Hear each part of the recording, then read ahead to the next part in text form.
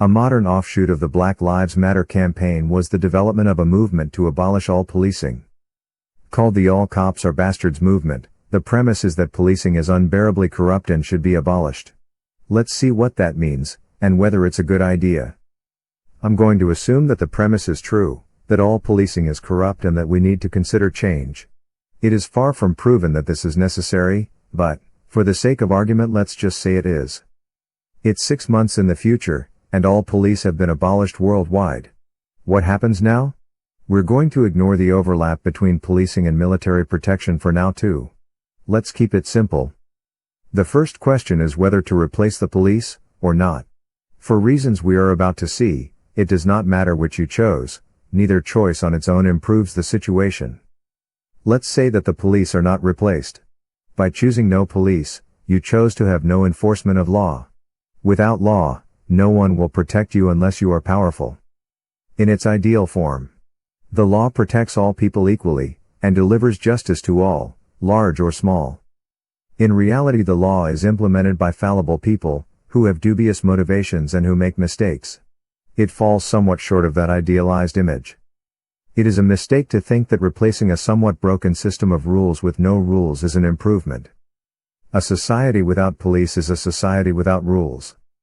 This is a terrible choice for the majority, who for the most part will be neither protected by others nor strong enough to protect themselves. Without state-provided enforcement of rules, a greater proportion of your personal investment has to be directed to the protection of your interests. This redirected effort makes society significantly less productive than it would otherwise be. There is a reason that prosperity founders in regions where the rule of law fails. Adam Smith has some great insights on this, regarding the rate of development of Scotland, before and after the establishment of the rule of law. Sudan, Nigeria, Somalia, Syria, Iraq, Afghanistan. Many of these places have greater mineral wealth than wealthier countries. But they are made inefficient by weak laws.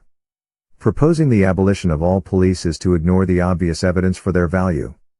A descent into chaos is being proposed as a remedy for a supposed failing of a system that to a greater or lesser degree actually serves the majority of people the majority of the time. It's anti-democratic, and poorly thought through. When you look closely, it is easy to see, it would be a real poop sandwich for most people. So, we've ruled out abolishing the police. What about the possibility of replacing the police? Who do you replace them with, and how do you immunize these new police from being corrupted the same way the old ones were? And, if you can do that, then why can we not use that same process for cleaning the corruption out of the current police?